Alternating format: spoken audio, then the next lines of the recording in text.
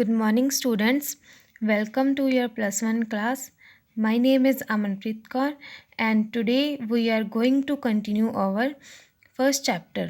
ਅੱਜ ਦੇ ਟੌਪਿਕਸ ਦੇ ਵਿੱਚ ਜੋ ਆਪਾਂ ਪੁਆਇੰਟਸ ਕਲੀਅਰ ਕਰਨੇ ਆ ਉਹ ਹੋਣਗੇ ਕਰੈਕਟਰਿਸਟਿਕਸ ਔਰ ਪ੍ਰੋਸੈਸ ਆਫ ਬੁੱਕ ਕੀਪਿੰਗ, ਜੋ ਕਿ ਆਪਣੇ ਫਸਟ ਚੈਪਟਰ ਦਾ ਹੀ ਪਾਰਟ ਨੇ, ਜਿਹਦੇ ਵਿੱਚ ਆਪਾਂ ਇਹ ਡਿਸਕਸ਼ਨ ਕਰਨੀ ਹੈ ਕਿ ਵਿਸ਼ੇਸ਼ਤਾਵਾਂ ਕੀ ਨੇ ਬੁੱਕ ਕੀਪਿੰਗ ਦੀਆਂ ਔਰ ਪ੍ਰੋਸੈਸ ਕੀ ਆ। ਠੀਕ ਹੈ, ਫਸਟ ਆਫ ਆਲ ਦੇਖੋ, ਬੁੱਕ ਕੀਪਿੰਗ ਆ ਜਿਹੜੀ ਉਹ ਰਿਲੇਟ ਕਰ ਸਕਦੀ ਆ ਉਹਨਾਂ ਰਿਕਾਰਡਸ ਦੇ ਨਾਲ। ਠੀਕ ਹੈ, ਜੋ ਰਿਕਾਰਡਸ ਕਿਸੇ ਪਰਸਨ ਨੇ ਬਣਾਏ ਹੋ ਸਕਦੇ ਆ, ਕਿਸੇ ਫਰਮ ਨੇ ਬਣਾਏ ਹੋ ਸਕਦੇ ਆ, ਜਾਂ ਕਿਸੇ ਵੀ ਨਾਨ ਪ੍ਰੋਫਿਟ ਇੰਸਟੀਟਿਊਸ਼ਨ ਨੇ ਬਣਾਏ ਹੋ ਸਕਦੇ ਆ। ਠੀਕ ਹੈ, ਇਹ ਇਹਨਾਂ ਰਿਕਾਰਡਸ ਦੇ ਨਾਲ ਰਿਲੇਟ ਕਰ ਸਕਦੀ ਆ। ਸੈਕਿੰਡ ਇਹਦੀ ਵਿਸ਼ੇਸ਼ਤਾ ਇਹ ਹੋਏਗੀ ਕਿ ਜਿਹੜੀ ਬੁੱਕ ਕੀਪਿੰਗ ਆ ਉਹਨੂੰ ਸਾਇੰਸ ਵੀ ਮੰਨ ਲਿਆ ਜਾਂਦਾ ਅਤੇ ਉਹਨੂੰ ਆਰਟ ਵੀ ਮੰਨਿਆ ਜਾਂਦਾ। ਠੀਕ ਹੈ, ਸਾਇੰਸ ਇਸ ਕਰਕੇ ਮੰਨਿਆ ਜਾਂਦਾ ਕਿਉਂਕਿ ਇਹਦੇ ਵਿੱਚ ਸਾਰੇ ਰੂਲਸ ਜਿਹੜੇ ਉਹ ਇੱਕੋ ਹੀ ਯੂਜ਼ ਕੀਤੇ ਜਾਂਦੇ ਆ, ਮਤਲਬ ਕਿ ਜਿਹੜੇ ਰੂਲਸ ਆਲ ਓਵਰ ਵਰਲਡ ਦੇ ਵਿੱਚ ਯੂਜ਼ ਹੁੰਦੇ ਆ ਉਹੀ ਰੂਲਸ ਆ ਜਿਹੜੇ ਬੁੱਕ ਕੀਪਿੰਗ ਦੇ ਵਿੱਚ ਹਰ ਜਗ੍ਹਾ 'ਤੇ ਰਿਕਾਰਡ ਕੀਤੇ ਜਾਂਦੇ ਆ। ਯਾਨੀ ਕਿ ਇਹਦੇ ਵਿੱਚ ਸਾਰੇ ਰਿਕਾਰਡਸ ਆ ਜਿਹੜੇ ਉਹ ਬਿਲਕੁਲ ਡਿਪੈਂਡ ਕਰ ਜਾਂਦੇ ਆ। ਠੀਕ ਹੈ, ਉਹਨਾਂ ਰੂਲਸ ਦੇ ਨਾਲ ਜੋ ਕਿ ਪ੍ਰਿੰਸੀਪਲੀ ਐਪਲੀਕੇਬਲ ਹੋਣ, ਪ੍ਰਿੰਸੀਪਲੀ ਐਪਲੀਕੇਬਲ ਯਾਨੀ ਕਿ ਯੂਨੀਵਰਸਲੀ ਐਕਸੈਪਟ ਵੀ ਕੀਤੇ ਜਾਂਦੇ ਹੋਣ। ਠੀਕ ਹੈ, ਸੋ ਆਰਟ ਇਹਨੂੰ ਇਸ ਲਈ ਕਿਹਾ ਜਾਂਦਾ ਹੈ ਕਿਉਂਕਿ ਇਹ ਇੱਕ ਤਰ੍ਹਾਂ ਦੀ ਇੱਕ ਵੇ ਹੋਏਗਾ, ਇੱਕ ਕਲਾ ਹੋਏਗੀ ਹਰ ਇੱਕ ਰਿਕਾਰਡ ਨੂੰ ਇੱਕ ਸਹੀ ਜਗ੍ਹਾ ਦੇ ਨਾਲ, ਠੀਕ ਹੈ, ਇੱਕ ਸਹੀ ਓਬਜੈਕਟਿਵ ਦੇ ਨਾਲ, ਇੱਕ ਸਹੀ ਤਰੀਕੇ ਦੇ ਨਾਲ ਲਿਖਣਾ। ਠੀਕ ਹੈ, ਸੋ ਇਹਨੂੰ ਆਰਟ ਵੀ ਮੰਨ ਲਿਆ ਜਾਂਦਾ ਔਰ ਇਹਨੂੰ ਇੱਕ ਸਾਇੰਸ ਵੀ ਮੰਨ ਲਿਆ ਜਾਂਦਾ। ਠੀਕ ਹੈ, ਥਰਡ ਵਿਸ਼ੇਸ਼ਤਾ ਹੋਏਗੀ ਕਿ ਬੁੱਕ ਕੀਪਿੰਗ ਆ ਜਿਹੜੀ ਉਹ ਪ੍ਰਾਇਮਲੀ ਮਤਲਬ ਹੁੰਦਾ ਕਿ ਸਭ ਤੋਂ ਪਹਿਲਾਂ, ਠੀਕ ਹੈ, ਮੇਨ ਕਿਹਦੇ ਨਾਲ ਰਿਲੇਟ ਕਰਦੀ ਹੈ, ਇੱਕ ਸਿਸਟਮੈਟਿਕ ਰਿਕਾਰਡਿੰਗ ਦੇ ਨਾਲ, ਜੋ ਕਿ ਬਿਜ਼ਨਸ ਦੀਆਂ ਜੋ ਵੀ ਵੈਲਿਊਜ਼ ਨੇ, ਜੋ ਵੀ ਲੈਣ ਦੇਣ ਆ, ਜੋ ਵੀ ਟ੍ਰਾਂਜੈਕਸ਼ਨਸ ਆ ਉਹਨਾਂ ਨੂੰ ਰਿਕਾਰਡ ਕਰਦੀ ਆ। ਠੀਕ ਹੈ, ਸੋ ਇਹ ਕਹਿ ਸਕਦੇ ਹਾਂ ਕਿ ਜਿਹੜੀ ਬੁੱਕ ਕੀਪਿੰਗ ਆ ਉਹ ਕਿਸੇ ਪਰਸਨ, ਫਰਮ ਔਰ ਨਾਨ ਪ੍ਰੋਫਿਟ ਇੰਸਟੀਟਿਊਟ ਨਾਲ ਮਿਲ ਸਕਦੀ ਹੈ, ਰਿਲੇਟ ਕਰ ਸਕਦੀ ਆ। ਠੀਕ ਹੈ, ਉਹਦੇ ਰਿਕਾਰਡ ਦੇ ਨਾਲ ਜੁੜੀ ਹੋ ਸਕਦੀ ਆ। ਦੂਸਰਾ ਕਹਿ ਸਕਦੇ ਹਾਂ ਕਿ ਇਹ ਸਾਇੰਸ ਔਰ ਆਰਟ ਦੋਨਾਂ ਨੂੰ ਰਿਪਰੈਜ਼ੈਂਟ ਕਰਦੀ ਹੈ, ਦੋਨਾਂ ਨੂੰ ਦਰਸਾ ਰਹੀ ਆ ਕਿ ਸਾਇੰਸ ਦੇ ਅਕੋਰਡਿੰਗ ਇਹਦੇ ਵਿੱਚ ਉਹ ਰੂਲ ਲਗਾਏ ਜਾਂਦੇ ਆ ਜੋ ਹਰ ਜਗ੍ਹਾ 'ਤੇ ਐਕਸੈਪਟੇਬਲ ਆ। ਠੀਕ ਹੈ, ਔਰ ਥਰਡ ਹੋਏਗਾ ਕਿ ਇਹਦੇ ਵਿੱਚ ਜਿਹੜੇ ਰੂਲਸ ਨੇ, ਠੀਕ ਹੈ, ਜਾਂ ਬੁੱਕ ਕੀਪਿੰਗ ਆ ਜਿਹੜੀ ਜ਼ਿਆਦਾਤਰ ਕਿਹਦੇ ਨਾਲ ਰਿਲੇਟ ਕਰਦੀ ਆ, ਸਿਸਟਮੈਟਿਕ ਰਿਕਾਰਡ ਦੇ ਨਾਲ। ਠੀਕ ਹੈ, ਸੋ ਇਹ ਆਪਣੇ ਕਰੈਕਟਰਸ ਨੇ। ਹੁਣ ਜੋ ਆਪਾਂ ਗੱਲ ਕਰਨੀ ਹੈ ਇੱਕ ਪ੍ਰੋਸੈਸ ਦੀ, ਬੁੱਕ ਕੀਪਿੰਗ ਦੇ ਜਿਹੜੇ ਪ੍ਰੋਸੈਸ ਆ ਉਹ ਸਟੈਪ ਬਾਏ ਸਟੈਪ ਹੀ ਚੱਲਦੇ ਆ। ਠੀਕ ਹੈ, ਇਹਨੂੰ ਆਪਾਂ ਫਸਟ ਸਟੈਪ ਤੋਂ ਲੈ ਕੇ ਅਗਲੇ ਸੈਕਿੰਡ ਸਟੈਪ, ਦੈਨ ਥਰਡ, ਠੀਕ ਹੈ, ਇੱਦਾਂ ਲੈ ਕੇ ਜਾ ਸਕਦੇ ਹਾਂ। ਜਿਹੜਾ ਤੁਹਾਡਾ ਫਸਟ ਸਟੈਪ ਹੋਏਗਾ ਉਹ ਹੋਏਗਾ transaction identification. First of all, ਠੀਕ ਹੈ, ਤੁਸੀਂ ਕੋਈ ਵੀ ਟ੍ਰਾਂਜੈਕਸ਼ਨ ਆ ਉਹਨੂੰ ਆਈਡੈਂਟੀਫਾਈ ਕਰਨਾ ਵੀ ਇਹ ਟ੍ਰਾਂਜੈਕਸ਼ਨ ਕਿਹੜੀ ਆ। ਠੀਕ ਹੈ, ਸੇਲ ਦੀ ਆ, ਪਰਚੇਜ਼ ਦੀ ਆ, ਜੋ ਵੀ ਟ੍ਰਾਂਜੈਕਸ਼ਨ ਆ ਉਹਨੂੰ ਤੁਸੀਂ ਆਈਡੈਂਟੀਫਾਈ ਕਰਨਾ। ਠੀਕ ਹੈ, ਸੈਕਿੰਡ ਤੋਂ ਫਸਟ ਸਟੈਪ ਤੋਂ ਬਾਅਦ ਮਤਲਬ ਪਹਿਲਾਂ ਲਿਖਣਾ, ਪਹਿਲੀ ਹੋਏਗੀ ਇੱਕ ਵੈਲਿਊ ਨੂੰ ਆਈਡੈਂਟੀਫਾਈ ਕਰਨਾ, ਪਹਿਲਾਂ ਉਹਨੂੰ ਦੇਖਣਾ। ਠੀਕ ਹੈ, ਫਿਰ ਉਸ ਤੋਂ ਬਾਅਦ ਸੈਕਿੰਡ ਟਾਈਮ ਕਿਹੜੀ ਚੀਜ਼ ਆ ਜਾਏਗੀ, first step of recording transaction. ਹੁਣ ਜੋ ਟ੍ਰਾਂਜੈਕਸ਼ਨ ਨੂੰ ਆਈਡੈਂਟੀਫਾਈ ਕੀਤਾ ਗਿਆ, ਜਾਣ ਲਿਆ ਗਿਆ ਵੀ ਕਿਹੜੀ ਟ੍ਰਾਂਜੈਕਸ਼ਨ ਆ, ਹੁਣ ਉਹ ਟ੍ਰਾਂਜੈਕਸ਼ਨ ਨੂੰ ਰਿਕਾਰਡ ਕਰਨਾ। ਠੀਕ ਹੈ, ਥਰਡ ਹੋਏਗਾ ਉਹਨਾਂ ਰਿਕਾਰਡਸ ਨੂੰ ਲੈਜਰ ਦੇ ਵਿੱਚ ਪੋਸਟ ਕਰਨਾ। ਲੈਜਰ ਆ ਜਿਹੜਾ ਉਹ ਇੱਕ ਕਾਲਮਸ ਹੋਣਗੇ, ਹਰੇਕ ਟੋਪਿਕ ਦੇ ਹਰੇਕ ਜਿਹੜੀ ਐਂਟਰੀ ਆ ਉਹਦੇ ਅਲੱਗ-ਅਲੱਗ ਅੱਗੇ ਜਾ ਕੇ ਲੈਜਰ ਬਣਾਏ ਜਾਂਦੇ ਆ। ਠੀਕ ਹੈ, ਫਿਰ ਉਹਨਾਂ ਲੈਜਰਸ ਦੇ ਵਿੱਚ ਜਿਹੜੀ ਇਨਫੋਰਮੇਸ਼ਨ ਹੋਏਗੀ ਉਹਨਾਂ ਨੂੰ ਪੋਸਟ ਕਰਨਾ। ਫਿਰ ਹੋ ਜਾਏਗਾ ਬੈਲੈਂਸਿੰਗ ਲੈਜਰ ਅਕਾਊਂਟ। ਬੈਲੈਂਸ ਕਰਨ ਦਾ ਮਤਲਬ ਹੁੰਦਾ ਕਿ ਦੋਨੋਂ ਸਾਈਡਸ ਨੂੰ ਇਕੁਅਲ ਕਰ ਦੇਣਾ। ਡੈਬਿਟ ਔਰ ਕ੍ਰੈਡਿਟ ਆਪਣੇ ਕੋਲ ਦੋ ਚੀਜ਼ਾਂ ਹੁੰਦੀਆਂ ਜਿਹਦੇ ਵਿੱਚ ਆਪਾਂ ਇਹ ਦੱਸ ਰਹੇ ਹਾਂ ਕਿ ਇੱਕ ਸਾਈਡ 'ਤੇ ਤਾਂ ਵੈਲਿਊ ਸਾਡੇ ਕੋਲ ਇੱਕ ਸਾਈਡ ਤੋਂ ਸਾਡੇ ਕੋਲ ਵੈਲਿਊ ਆ ਰਹੀ ਆ। ਠੀਕ ਹੈ, ਦੂਸਰਾ ਜਿਹੜਾ ਪਰਸਨ ਆ ਉਹਦੇ ਕੋਲੋਂ ਪੈਸੇ ਜਾ ਰਹੇ ਆ। ਠੀਕ ਹੈ, ਸੋ ਦੋਨੋਂ ਸਾਈਡ ਤੋਂ ਵੈਲਿਊ ਤਾਂ ਬਰਾਬਰ ਜਾਏਗੀ। ਮੰਨ ਲਓ ਕਿ ਜੇ ਕਿਸੇ ਨੇ 10,000 ਪੇ ਕੀਤੇ ਆ, ਠੀਕ ਹੈ, ਇੱਕ ਜਾਣੇ ਨੇ ਤਾਂ ਪੇ ਕਰਤੇ ਅਤੇ ਦੂਜੇ ਜਾਣੇ ਨੂੰ ਵੀ ਤਾਂ 10,000 ਮਿਲੇ ਹੋਣਗੇ। ਠੀਕ ਹੈ, ਉਹ ਸਾਰੀਆਂ ਚੀਜ਼ਾਂ ਦਾ ਬੈਲੈਂਸ ਆ ਜਿਹੜਾ ਉਹ ਇਕੁਅਲ ਕਰਨਾ, ਉਹ ਆਪਾਂ ਅੱਗੇ ਜਾ ਕੇ ਦੇਖਾਂਗੇ। ਠੀਕ ਹੈ, ਤਾਂ ਬੈਲੈਂਸਿੰਗ ਇੱਥੇ ਲੈਜਰ ਦੀ ਕੀਤੀ ਜਾਊਗੀ ਵੀ ਡੈਬਿਟ ਔਰ ਕ੍ਰੈਡਿਟ ਦੋਨੋਂ ਸਾਈਡਸ ਨੂੰ ਬਰਾਬਰ ਕੀਤਾ ਜਾਂਦਾ। ਨੈਕਸਟ ਪ੍ਰੋਸੈਸ ਹੋਏਗਾ ਆਪਣਾ ਪ੍ਰੈਪਰੇਸ਼ਨ ਆਫ ਟਰਾਇਲ ਬੈਲੈਂਸ। ਫਿਰ ਉਹਨਾਂ ਦੀ ਮਦਦ ਦੇ ਨਾਲ ਇੱਕ ਜਿਹੜੇ ਟਰਾਇਲ ਬੈਲੈਂਸ ਆ ਉਹਨਾਂ ਨੂੰ ਪ੍ਰਪੇਅਰ ਕੀਤਾ ਜਾਂਦਾ ਹੈ। ਟਰਾਇਲ ਬੈਲੈਂਸ ਆ ਜਿਹੜੇ ਉਹ ਬਣਾਏ ਜਾਂਦੇ ਆ, ਜਿਹਦੇ ਵਿੱਚ ਆਪਾਂ ਦੋਨੋਂ ਵੈਲਿਊਜ਼ ਦਾ ਜਿਹੜਾ ਉਹ ਐਸਟੀਮੇਟ ਲਗਾਉਂਦੇ ਹਾਂ ਵੀ ਸਾਨੂੰ ਦੋਨੋਂ ਵੈਲਿਊਜ਼ ਆ ਜਿਹੜੀਆਂ ਉਹ ਕਿੰਨੀ ਅਮਾਊਂਟ ਦੀਆਂ ਮਿਲੀਆਂ ਨੇ ਜਾਂ ਕਿੰਨੀ ਅਮਾਊਂਟ ਆ ਟੋਟਲ ਬੈਲੈਂਸ ਆ ਜਿਹੜਾ ਉਹ ਦੇਖਿਆ ਜਾਂਦਾ। ਟਰਾਇਲ ਬੈਲੈਂਸ ਆ ਜਿਹੜਾ ਉਹ ਨੈਕਸਟ ਕਾਲਮ ਆ ਜਿਹੜਾ ਉਹ ਪ੍ਰਪੇਅਰ ਕੀਤਾ ਜਾਂਦਾ। ਆਪਾਂ ਇਹਨਾਂ ਨੂੰ ਡਿਟੇਲ ਦੇ ਵਿੱਚ ਦੇਖਦੇ ਹਾਂ, ਠੀਕ ਹੈ। ਸੋ ਇਹਨਾਂ ਨੂੰ ਡਿਟੇਲ ਦੇ ਵਿੱਚ ਦੇਖਣ ਤੋਂ ਬਾਅਦ ਤੁਹਾਨੂੰ ਪ੍ਰੋਪਰਲੀ ਪਤਾ ਲੱਗੇਗਾ ਕਿ ਇਹਨਾਂ ਸਾਰੀਆਂ ਵੈਲਿਊਜ਼ ਨੂੰ ਕਿਹੜੀ ਸਾਈਡ ਲਿਖਿਆ ਜਾ ਸਕਦਾ ਜਾਂ ਕਿਹੜੀਆਂ ਚੀਜ਼ਾਂ ਇਹਦੇ ਲਈ ਜ਼ਰੂਰੀ ਹੋਣਗੀਆਂ, ਕਿਹੜੇ ਅਕਾਊਂਟਸ ਆ ਜਿਹੜੇ ਇਹਦੇ ਵਿੱਚ ਪ੍ਰਪੇਅਰ ਕੀਤੇ ਜਾਣਗੇ। ਸੋ ਹੁਣ ਡਿਟੇਲ ਦੇ ਵਿੱਚ ਦੇਖੋ ਪ੍ਰੋਸੈਸ ਦੇ ਵਿੱਚ ਟ੍ਰਾਂਜੈਕਸ਼ਨ ਆਈਡੈਂਟੀਫਿਕੇਸ਼ਨ ਦੇਖੋ, only those transactions are to be recorded which can be expressed in term of money and having a documentary evidence.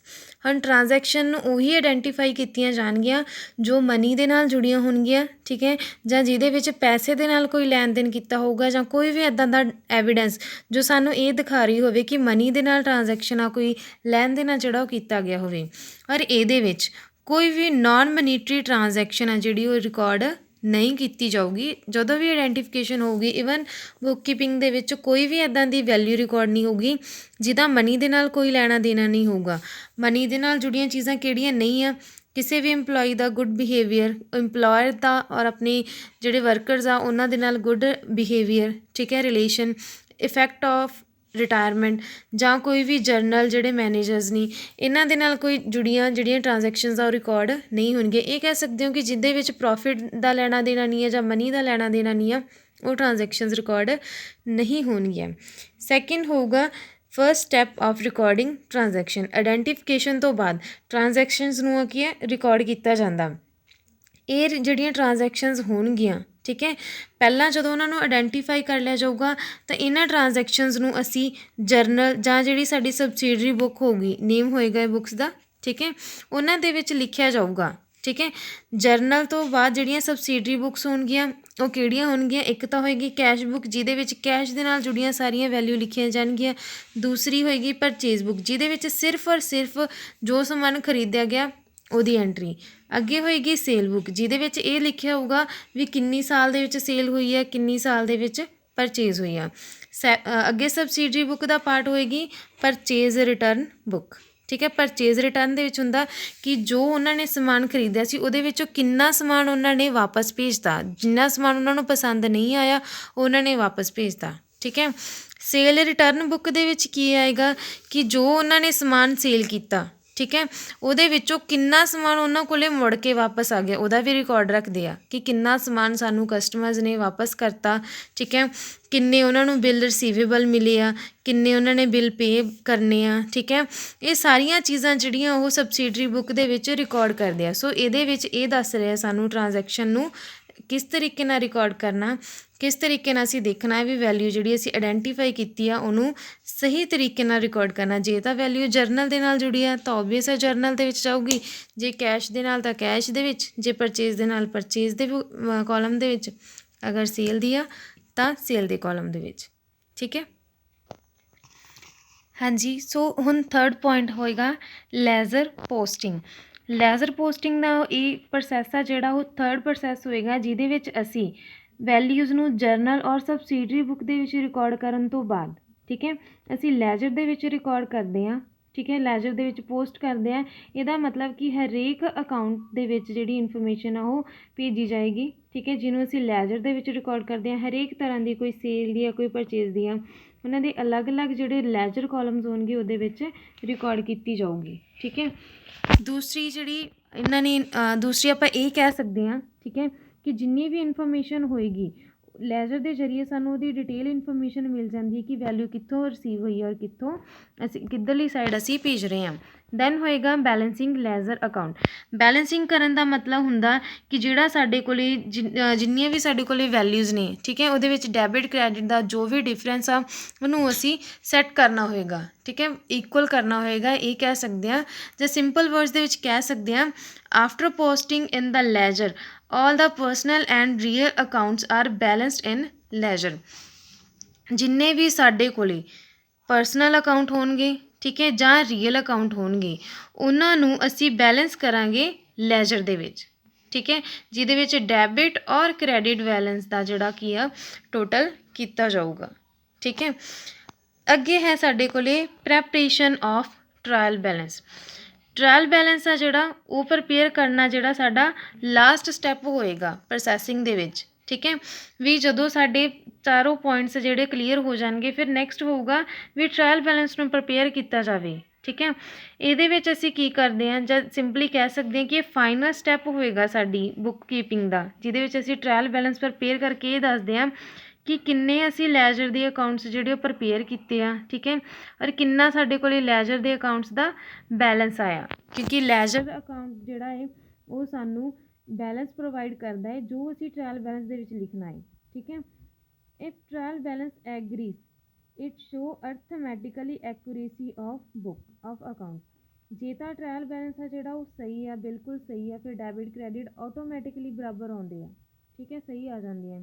पर अगर नहीं तो ਉਹਦਾ मतलब कि कोई ना कोई ਜਿਹੜੀ ਸਾਡੇ ਤੋਂ गलती रह गई ਆ, कोई ना कोई ਸਾਡੇ ਤੋਂ मिसटेक हो गई ਆ।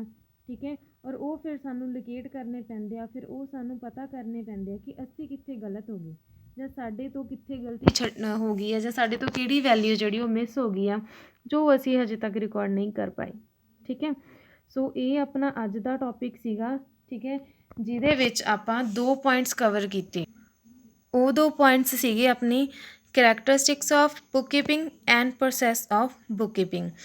ਆਈ ਹੋਪ ਕਿ ਤੁਸੀਂ ਸਾਰਿਆਂ ਨੇ ਇਹਨਾਂ ਨੂੰ ਸਮਝਿਆ ਹੋਏਗਾ। ਠੀਕ ਹੈ, ਅਗਰ ਕੋਈ ਵੀ ਤੁਹਾਨੂੰ ਪ੍ਰੋਬਲਮ ਲੱਗ ਰਹੀ ਹੈ, ਕੋਈ ਪੁਆਇੰਟ ਨਹੀਂ ਸਮਝ ਆ ਰਿਹਾ, ਸੋ ਪਲੀਜ਼ ਬਿਨਾਂ ਡਾਊਟ ਤੋਂ ਬਿਨਾਂ ਕਿਸੇ ਵੀ ਜਿਹੜੇ ਕਨਫਿਊਜ਼ਨ ਦੇ ਤੁਸੀਂ ਮੈਨੂੰ ਆਪਣੇ ਡਾਊਟਸ ਆ ਜਿਹੜੇ ਉਹ ਕਲੀਅਰ ਕਰਵਾ ਸਕਦੇ ਹੋ। ਠੀਕ ਹੈ, I hope you understand very well. Thank you, have a nice day.